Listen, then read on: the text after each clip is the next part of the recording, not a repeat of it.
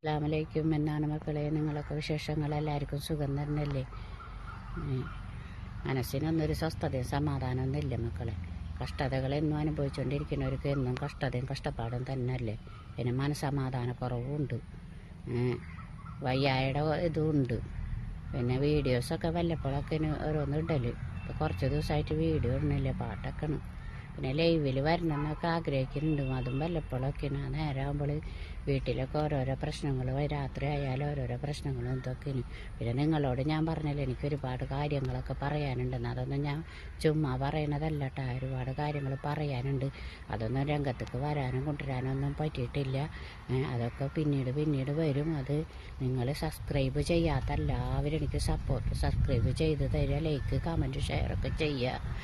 നിങ്ങൾ എൻ്റെ സബ്സ്ക്രൈബേഴ്സുകളോടൊക്കെ എല്ലാവരോടും എനിക്ക് നന്ദിയും കടപ്പാടൊക്കെ ഉണ്ട്.